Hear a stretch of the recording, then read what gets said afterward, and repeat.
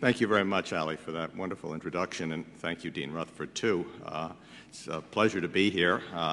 I'm becoming somewhat of a connoisseur of presidential libraries, having spent a lot of time in the JFK Library in Boston, and this is a great library, and I enjoyed my tour today very much. Actually, speaking of JFK, that's how I got to this book. I had originally, the book before this was about John Kennedy's inaugural address. And so I became somewhat of an expert in Kennedy rhetoric. And I wasn't really looking. In fact, the last thing I wanted to do was write another book about the Kennedys. After you finished a book, I've been working on this 3 or 4 years, I was kind of a little burned out. But I came across the speech that Bobby Kennedy delivered in Indianapolis the night that Martin Luther King was assassinated. And I'd heard it, but I think I'd forgotten about it. And this was 2004, which, as we all know, was an election year. And I started reading the speech to people. I read it to my daughters, who were teenagers. They were very moved by it. I became something of a bore. I had this speech in my pocket, and at a drop of a hat, when everybody started talking politics, I'd pull it out and say, well, listen to this. Well, the great moment finally came for me. I was at a big house party at a summer house north of Boston, and there were people of all ages there. There were grandparents and people my age and younger people and college students and everything. And there was a spirited argument at the dinner table with 15, 20 people. Some of them, 1 or 2 who were relatives of John Kerry, and they were talking about rhetoric. And so again, I pulled out my speech and said, let me read this to you. And I read it to them, and there wasn't a dry eye around the table, and the young people were moved the most. And that's when I decided that I was going to write this book. And then I looked into it a little bit more, and I discovered that actually, although there had been a lot of biographies of Bobby Kennedy, excellent one by Arthur Schlesinger and by Evan Thomas recently, nobody had really written anything about the campaign since shortly after it happened. And those had been mostly memoirs, what people saw, Jules Witcover, Jack Newfield. And so I thought there was a room for a book like this. Let me start by taking you through the process that I went through as I got involved in this book. And so let's start with that speech that Bobby Kennedy gave in Indianapolis. Now, sometimes when I give this, I kind of back up and tell people about the 1968 election and remind them, but I don't think this looks like an audience that doesn't need to be told too much about Hubert Humphrey and McCarthy, and we can do that in the question period. But anyway, Bobby Kennedy had announced that he was running for president March 16th. And he was challenging Lyndon Johnson, who was then the sitting president. He came in for a lot of criticism at the time by people who were also supporting Eugene McCarthy, who was running as an anti-war candidate against Johnson. And McCarthy had just had a very good showing in New Hampshire. Johnson pulled out, announced that he was not going to run on the 31st of March, suddenly taking away Bobby Kennedy's biggest issues then, the unpopular war, because Johnson also announced that he was going to enter into negotiations to end the Vietnam War and had scaled back the bombing, and the unpopular president who was waging it. So then there were these 4 days of national happiness, so unlike anything America had experienced for a couple of years, in which it seemed that the system was working. Johnson wasn't going to run, and Kennedy was a little bit at sea, and so he decided at the end, he realized that he had to go back to the issues that he'd made his own in Congress, which was the plight of the poor, poverty, race relations. So he flew to Indianapolis on the 4th to start his campaign in the Indiana primary, which was very important. It was the first primary. Primaries weren't as important as they are now. They were more a way of trying to persuade people like Mayor Daley and the other Democratic bosses that, you should be given the nomination. Of course, as some of you may know, Hubert Humphrey eventually got the nomination and didn't enter a single primary. So Kennedy went to Indiana. He spoke in Notre Dame, and he spoke in Ball State. And as he was finishing in Ball State, Martin Luther King was shot. And Kennedy heard this when he was at the airport, and then he got on the plane, and when he arrived in Indianapolis, he learned that Martin Luther King was dead. Now, he was supposed to deliver a speech at 17th and Broadway in the middle of a very tough neighborhood, inner-city neighborhood, black neighborhood. And Mayor Richard Lugar, who was then mayor of Indianapolis, was so worried that something was going to happen to him, and this was even before King was assassinated, that he called in Kennedy's campaign manager, a man named Mike Riley, and said, "I don't want him to come. He can't come. We can't protect him." And Riley said, "That's nonsense. He's going to come." And Lugar said, "I'm going to have my fire department put hoses down on the streets all around the rally site so he can't get there." And Riley said, "Then we'll walk." So this was the attitude, this was the situation that preceded King's assassination. So Kennedy arrives on the tarmac. He finds out that King is dead. When he hears the news, his head jerks back, as one reporter said, as if the bullet had hit him too, because of course he's immediately thinking of his brother. He gets out on the tarmac. The chief of police of Indianapolis, a man named Winston Churchill, says to him, "You can't go, it's too, more to words to the effect of, you can't go, it's too dangerous." And Kennedy says to him, "Look, I could take my whole family and we could sleep in the corner of 17th and Broadway and no one would touch us. And if you can't go there, it's your problem. I'm going." So he went, got in the car. He had no idea what he was going to say. He had nothing prepared. There was already reports that a white man had been seen fleeing from the scene of the Lorraine Motel and that disturbances were breaking out in cities all over the nation. Kennedy arrives. There is a crowd of 2,000 to 3,000 people, about three-quarters black. The people who were around the podium where he was going to speak, this flatbed truck, hadn't heard yet about what had happened. They'd arrived early. Kennedy was late. They didn't know. There were no cell phones or CNN. The people outside them, around them, who had come in the last 20 minutes did know, and among them were some militant groups, and there were people who were armed, who had chains, they had Molotov cocktails. One of them later told a researcher from Purdue that we planned to burn the city down. Kennedy gets up, he stands on the flatbed truck, and he turns to one of the organizers. The organizers had, by the way, sent boys climbing the trees around the truck to look into windows to make sure there were no guns there. There were police sharpshooters on the roof of a community center because they were worried that someone was going to try to kill him too, either in revenge or because maybe this was some kind of a plot, first King, then Kennedy. So Kennedy turns to the organizer and says, "Do they know about what's happened to Dr. King?" And the organizer says, "No, we've left that to you." So now Kennedy has to do two things. He has to tell them that Martin Luther King has been assassinated, and he has to then deliver from scratch a speech that is going to give them comfort and hope and keep them from burning their city down. Let me just read you a little bit of a passage from that speech. And then I'll tell you a couple of things that I think are very important about it, okay? Here we go. He started out by saying Martin Luther King dedicated his life to love and to justice between fellow human beings. He died in the cause of that effort. In this difficult day, in this difficult time for the United States, it's perhaps well to ask what kind of a nation we are and what direction we want to move in. For those of you who are black, considering the evidence evidently that there were white people who were responsible, you can be filled with bitterness, with hatred, and a desire for revenge.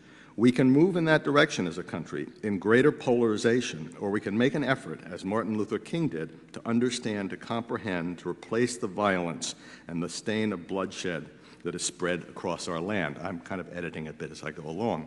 And then he says something very important. He says, turns and he says, for those of you who are black and are tempted to be filled with hatred and mistrust of the injustice of such an act against all white people, I would only say that I can also feel in my own heart that same kind of feeling. I had a member of my family killed. He was killed by a white man.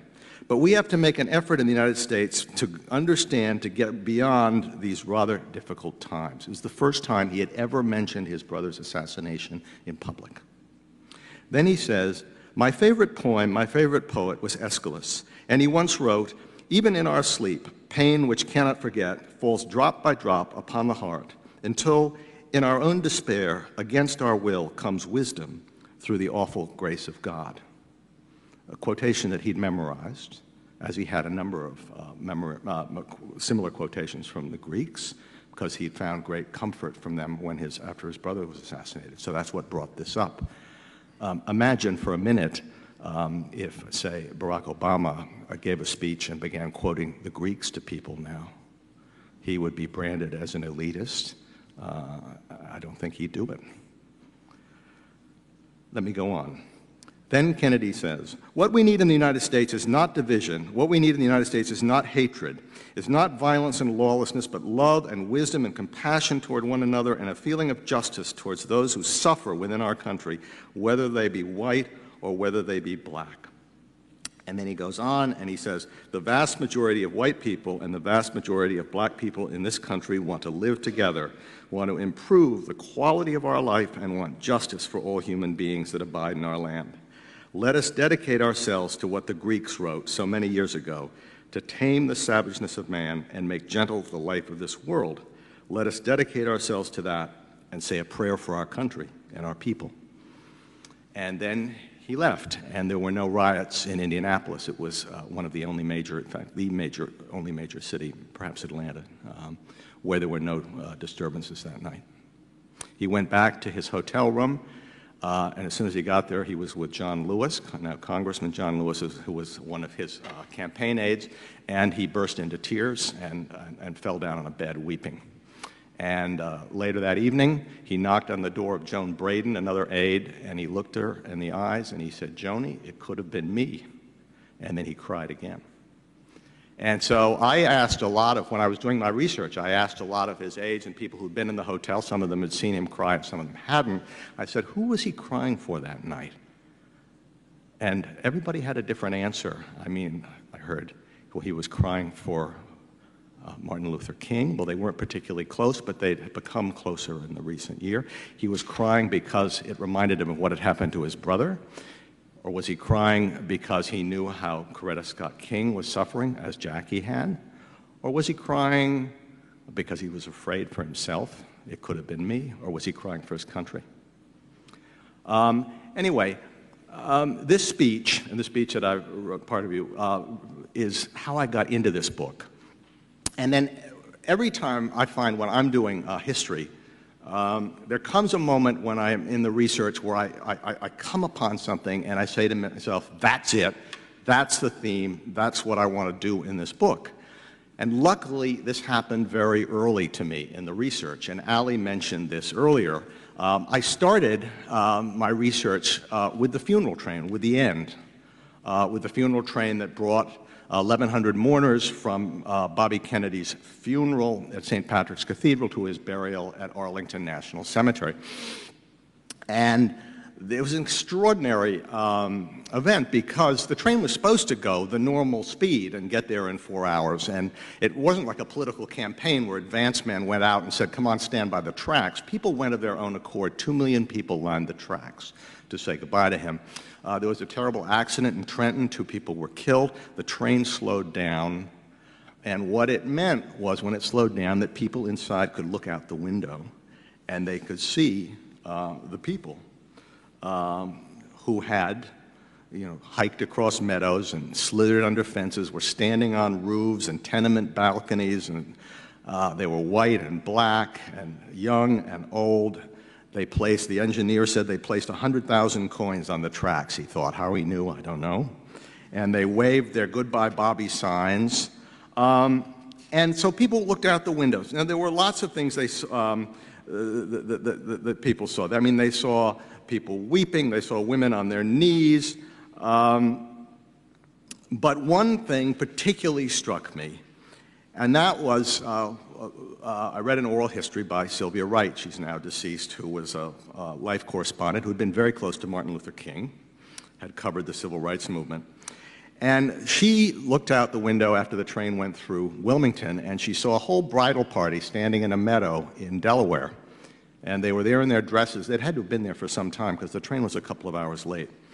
And they held their bouquets in one arm, and they held up their hems of their dresses in their others, And as the train went by, they extended their hands and they threw their bouquets against the side of the car that was carrying Bobby Kennedy's coffin.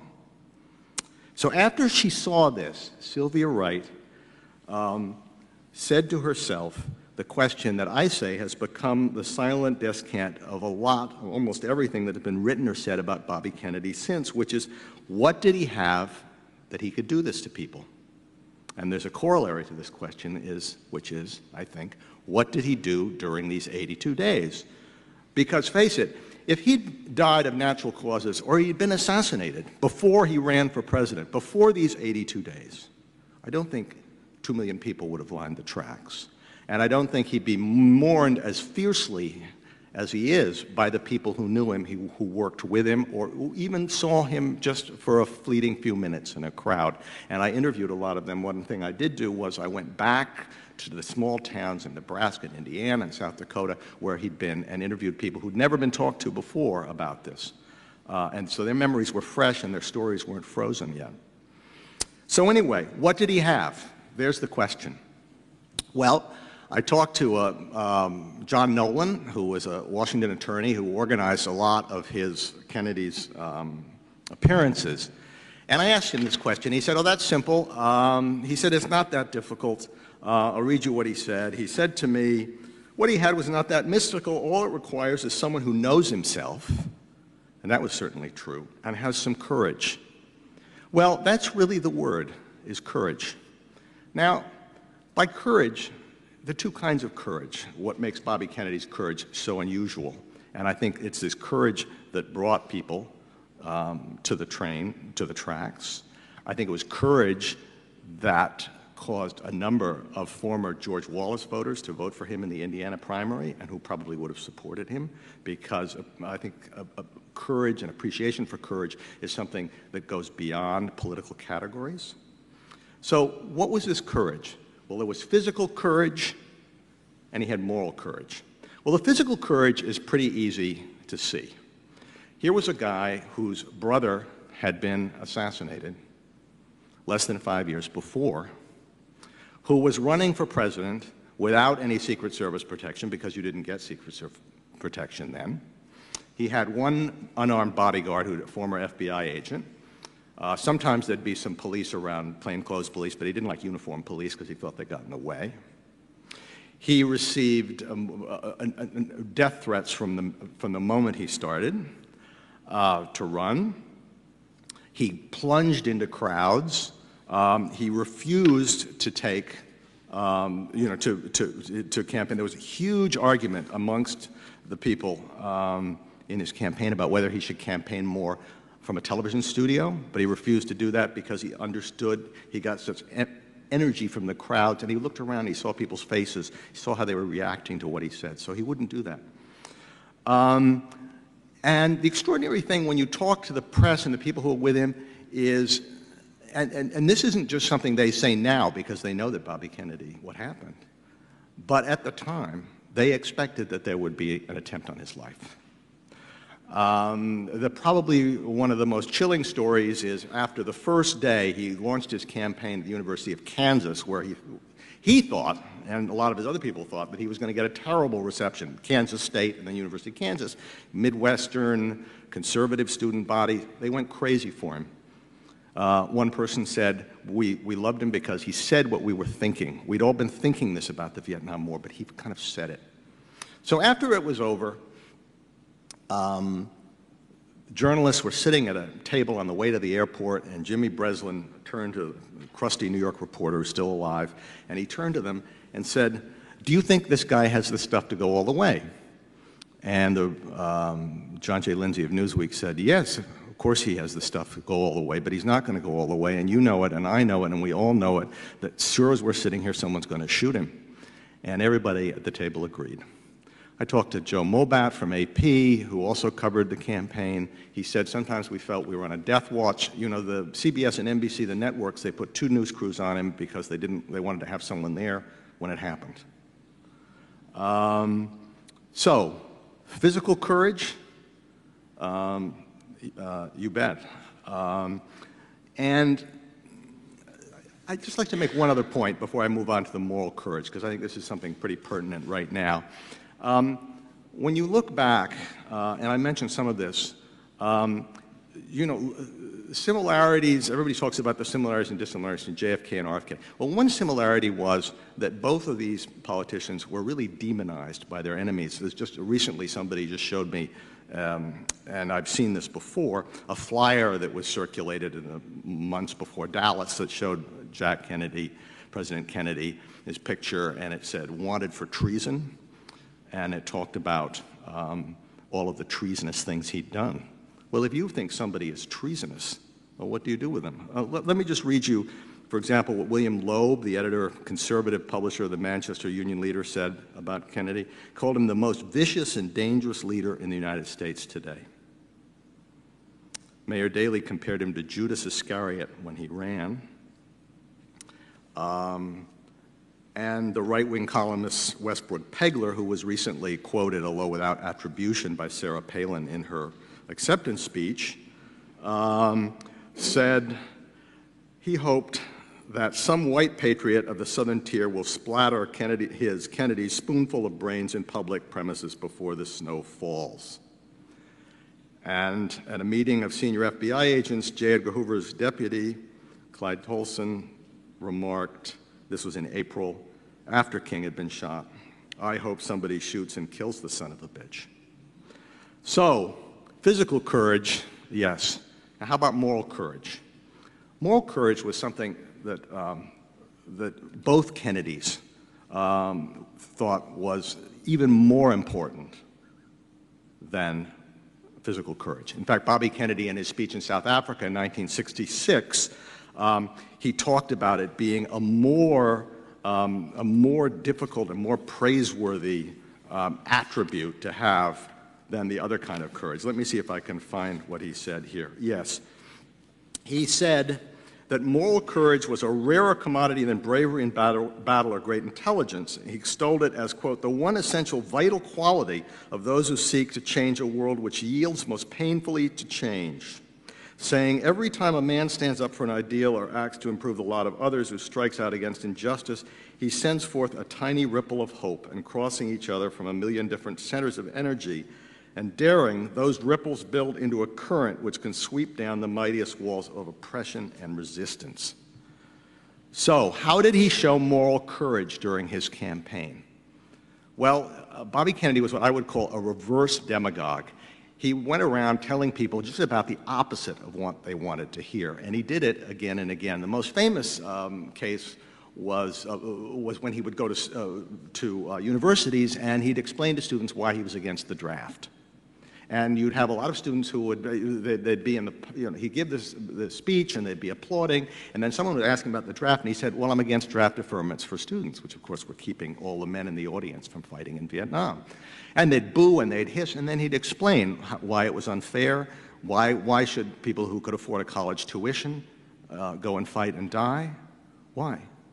But it wasn't just that. I mean, he did it again and again and again. I've just got a couple, I've got a couple of examples. Probably the most famous came when he went to the Indianapolis Medical School, and he was talking about setting up clinics in inner city neighborhoods, and some students shouted, well, who's going to pay for all of this? It was a very hostile audience. It was, when he came in, somebody had shouted, we want Kennedy, and a whole bunch of other people said, no, we don't. So he said, well, the government's going to have to pay for that out of taxes and something. And then that wasn't enough. Some other students finally shouted again, well, who's going to pay for this? And he looked at them and said, well, you are. And then he went around and he went, and you, and you, and you, and you. And at that point, John Nolan, who I told you about, who was in the audience, he said, I thought we were going to get booed out of the hall. I thought that was it. It was a disaster. Kennedy took his ground. He talked for the next 15 minutes. And at the end, there was a kind of smattering of applause. The other thing that he did, which is very unusual now, is he criticized the American people. And this is something that nobody dares do anymore. You know, we hear about talking truth to power. Well, in an election year, who has the power? The electorate, the voters have the power.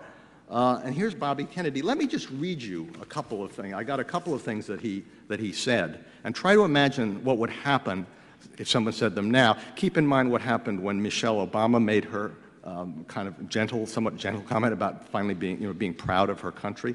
Well, suppose, let's say, Barack Obama or someone else said some of these things. He said, he published an essay in the New York Times just a month before he ran for president, in which he said, and this was, not a speech, it was there in the Times, "Once we thought with Jefferson that we were the best hope of all mankind, but now we seem to rely only on our wealth and power." Then, during his campaign, he said, "I'm concerned the course we are following in Vietnam is deeply wrong. When we use napalm, when a village is destroyed, all Americans share a moral responsibility." Then he told in Stockton, about 2 weeks after he announced, he said, quote, "Our nation had once been a country that stood for decency and for justice and for confidence and hope, but now sometimes it seems that we have become something else." On Meet the Press, he said, "I am dissatisfied with our society. I suppose I am dissatisfied with my country." How did he get away with it? Because he was John Kennedy's brother? Well, perhaps some of that. But would he not have gotten away with it? What would Nixon have done with this during the general campaign? Who knows? We'll never know. And why don't people talk that way now? If any of you have any ideas when we get to the question period, I'd love to hear them. Right? Is it that after Reagan's Morning in America presidency that we can't speak a discouraging word? Anyway, there we go. So these are the two things, the moral courage and the physical courage, that I think really set him apart. And I see we're going to have, I've spoken for almost half an hour, so I'd really like to have a kind of lively question period because I've got a lot more to say, but I'd like to have it come to the questions. I would just like you to, I'd like you to read you from the book, just one paragraph, my conclusion, after I had done the research and after I had looked at the moral courage and the speeches. And I said, in the end, whether Robert Kennedy would have made a good president is unknowable. All that is certain is that during his campaign, he convinced millions of Americans that he was a good man, perhaps a great man. The Wallace supporters, Delaware bridesmaids, Gary steel workers, Nebraska farmers, Chicano farm workers mourned him so fiercely because they sensed that he had tried to educate rather than manipulate them, reconcile rather than divide them, engage them in a dialogue rather than feed them the message of the day, appeal to their better angels instead of their wallets, and demand sacrifice instead of promising comfort.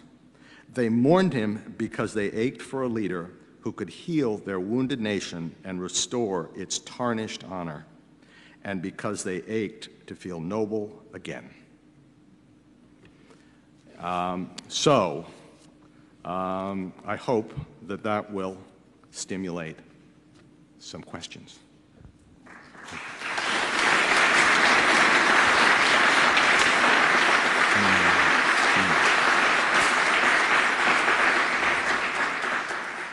We do have time for some questions. If you raise your hand, we'll get a mic to you. And Annie was the first, as usual.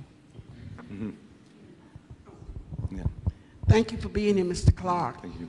Thank you, Skip, for being a prophet to have him here on this day, the day before Hillary comes to town. I have in my library the speeches of John F. Kennedy, Lincoln, Martin Luther King, and Jesse Jackson. And I didn't know what I was looking for. I was looking for the moral courage that you just identified rather than the physical. Mm-hmm. Many of them have had speech writers to assist them. I'm sure you've had assistance in writing your book. How much impact does that have?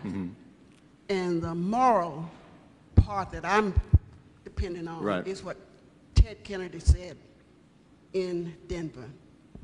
I'll be at the inaugural after he'd gotten up off of that sick bed with the hair still shaven from his head. Yeah. How much help do they have in expressing that moral courage? Well, I thank you very much. That's that's something I want to underline again, and that's why the speech that I read to you from Indianapolis is so important, because there was a speech actually that showed Kennedy's moral courage and physical courage. The physical courage to be there, to face these people after what had just happened, and the moral courage to deliver a speech completely extemporaneously, without any speechwriters. As Fred Dutton, who was his de facto campaign manager, said afterwards, that speech was pure Bob Kennedy.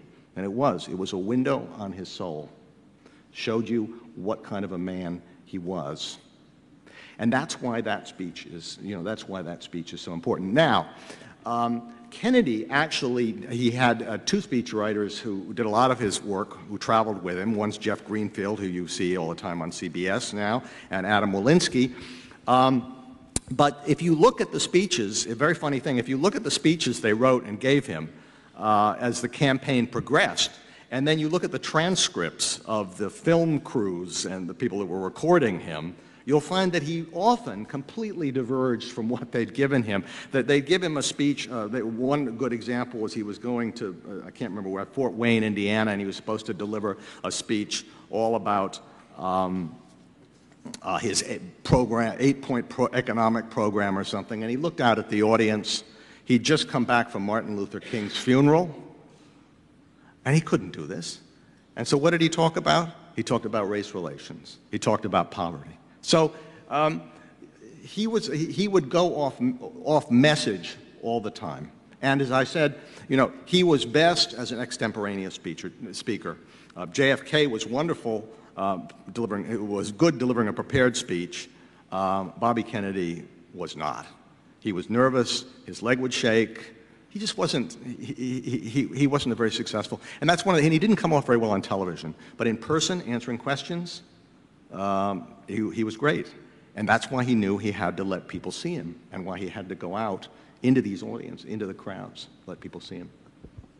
Yeah. Next. Todd. Yeah. You first. Mm-hmm. Thank you. My name is Todd Moore. I'm a Clinton School student, class 4. Mm-hmm. I'm going to take a shot at your question that you posed to us, only because our law and ethics professor talked about it this morning. Mm-hmm. And one of the things he talked about, as far as why you could say something like that mm-hmm. against the country then as opposed to now. Yeah. One of the things we talked about this morning was the movement of this whole movement of conservatism that has kind of owned patriotism, mm-hmm. and have kind of stamped their stamp on patriotism. And if you're not if you don't toe the party line or toe the line of patriotism, you're not a patriot. So it's hard to talk against the country when you have that kind of pressure on you. My question kind of connects to that, which is how do we look 30 years, 20 years later, how do we apply those principles of moral and physical courage mm-hmm. to our politicians, our leaders today, and more so than our politicians, because I think that Bobby Kennedy was mm-hmm. more than just a politician, he was mm-hmm. a leader. How do we apply those concepts to our leadership today? Well, I think that's as they say, a good question. I think the kind of quick answer is that politicians will do what the American people demand of them in the end of the day, and that something has happened that we don't seem to demand as much of our leaders or demand these kind of things of our leaders anymore. We demand different things. So I would say quickly that it has to begin with people, demanding that, and it comes too with demanding a certain kind of campaign, and not accepting the kind of campaign that we've seen, particularly in the last week or 10 days. When people ask me about the similarities between JFK and RFK, or Barack Obama and JFK or RFK, I I say there's one similarity that I see between all three of them, and that is, and particularly Bobby Kennedy. Bobby Kennedy understood that there is a connection between how you campaign and your presidency, and that you can't heal a wounded nation, heal the moral wounds of a nation while you run an immoral or amoral campaign, and that it just doesn't work. Now, how did he know this? He knew this because he'd run his brother's campaign in 1960. He'd seen how his brother, during his campaign, had prepared the ground for his inaugural address and for his presidency.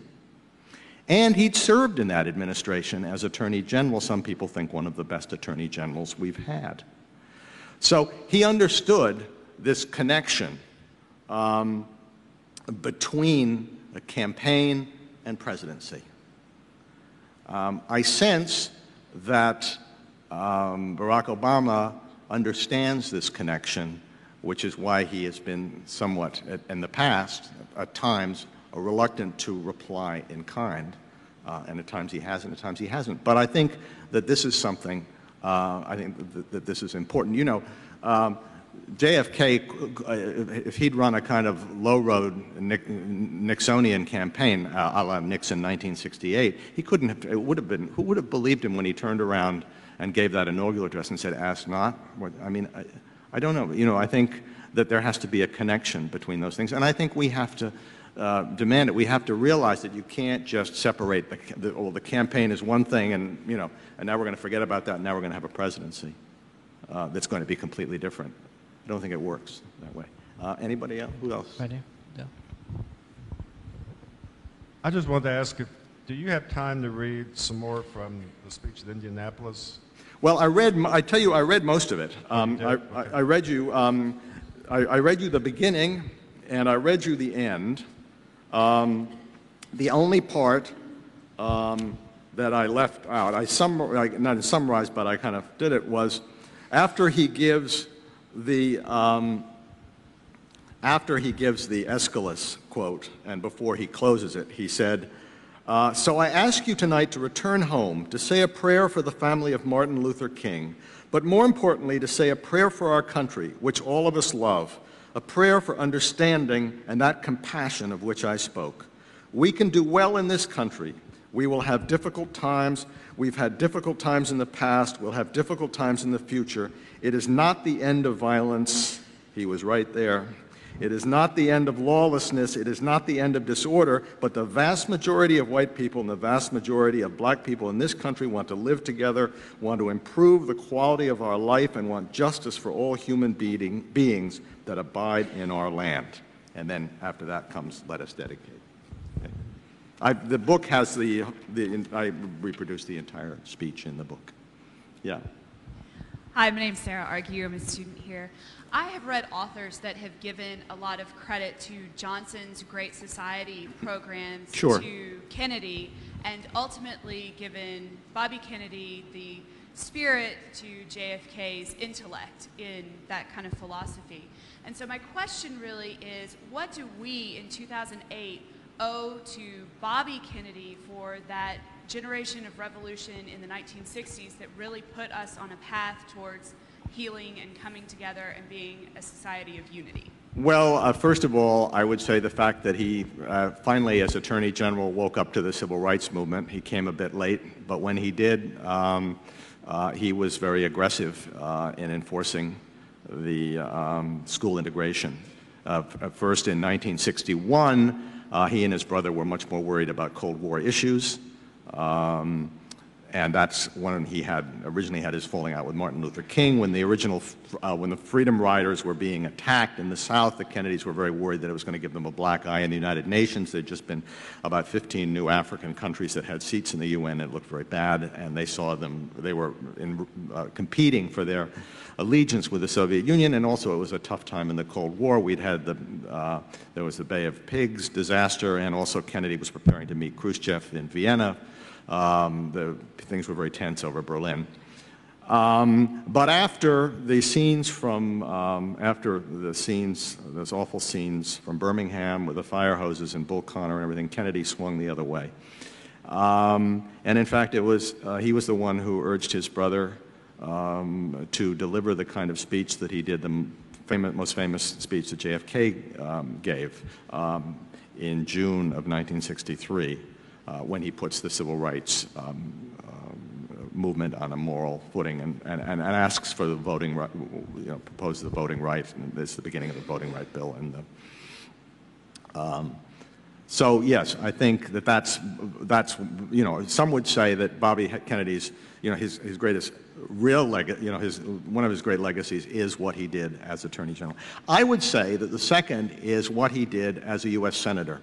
Now, he's often criticized for not being a particularly effective senator, and he wasn't, by the terms of the Senate, nowhere near as effective as Teddy, but has been. But one thing he did was very early on, he championed the inner cities.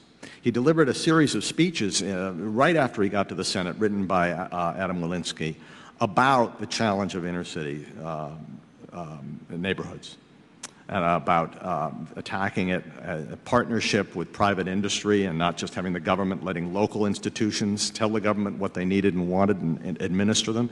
He started his own pilot program in Bedford-Stuyvesant. And again, like a lot of these things with Bobby Kennedy, similarly his interest in hunger, it started from his personal experience. He happened to go up while he was a senator into a tenement in Bedford-Stuyvesant, and he saw a teenage girl whose face had been chewed up by rats when she was a baby, and he never forgot it, and he mentioned it in a lot of his speeches. Similarly, when he went to Mississippi in 1967, in April, as part of a Senate committee holding hearings on starvation, because in those days you needed money to buy food stamps. If you didn't have any money, you couldn't get any food stamps. And sharecroppers who'd been thrown out of work because of the mechanization of the cotton industry, they didn't have any money, so they were literally starving. And he went into a shack, and he came upon a 2-year-old girl who was starving. I mean, her belly was up, it was swollen, he couldn't get any response out of her. No press was inside, they were outside. He cried, he was moved, he mentioned that again and again and again during his campaign.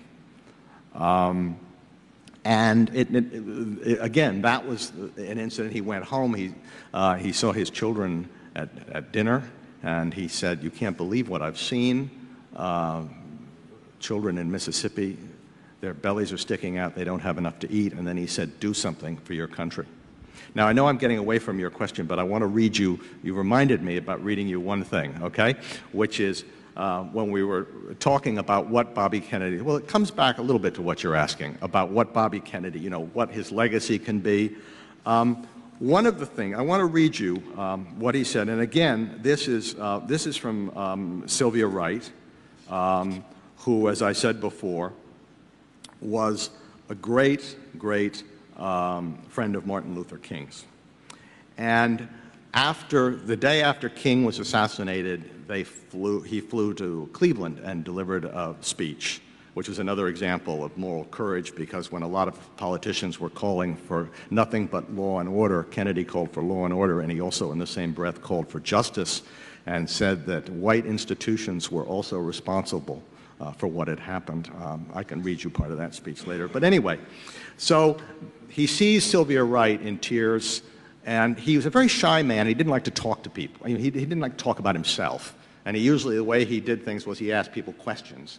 But this time, he saw her, he knew she was upset, and he told the photographer sitting next to her to take another seat. And he sat with her all the way back to Washington. When they got to Washington, by the way, they saw the city burning.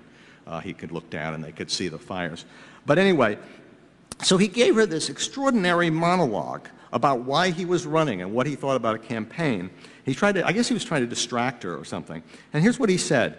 He said, "People think I'm wasting my time because I'm a bright man, and someone in my position shouldn't have to be arriving at airports and saying things like, quote, 'It's nice to see you all here, and how nice of you to come out.' And then he said, 'But for every 2 or 3 days that you waste your time making speeches at rallies full of noise and balloons, there's usually a chance in every 2 or 3 days where you get a chance to teach people something, to tell them something they don't know because they don't have the chance to get around like I do. to take them someplace vicariously that they haven't been, to show them a ghetto or an Indian reservation. And it was moments like these, he told Wright, that made a political campaign, despite all its banalities and indignities, quote, worth it.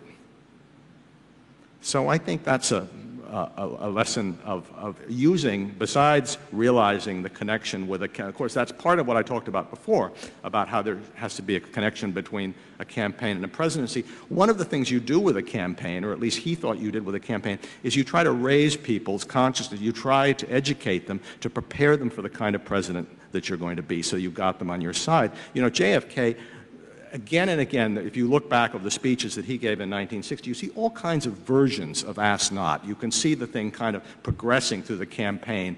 The whole idea behind Ask Not and even different formulations are there as he campaigns. And I think Bobby Kennedy was doing the same thing, hoping that this kind of he could affect this moral awakening, and then he would be taking the oath of office, and he'd have an aroused nation behind him because of the way he'd campaigned. We have time for one more question. Josh, did you have it? No. Josh Stokes, Class 4. Yeah. I was going to ask you, in your opinion, do you think that the fate of John and Bobby was the reason why Ted didn't seek higher office? Gosh, no, I don't think so, because he did seek higher office.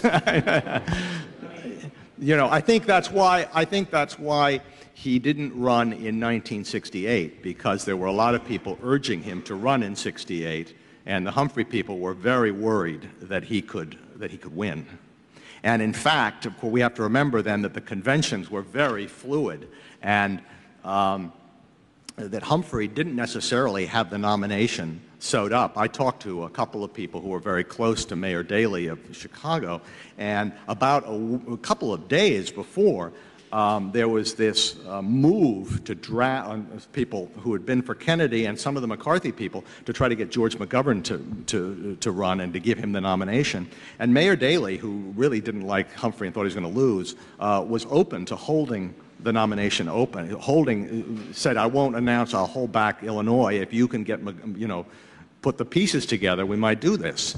So things were kind of open to the end. Now this Guggenheim documentary, the one that I talked to you about where they have the transcripts of what he actually said, they made this documentary, and the Humphrey people were very, very worried about it. And they wouldn't show it until after Humphrey had gotten the nomination, because they were afraid that if they showed it beforehand, it was going to stampede the delegates to Ted Kennedy, even though Ted didn't want to run that. But of course, we know that Ted did try to run for president later.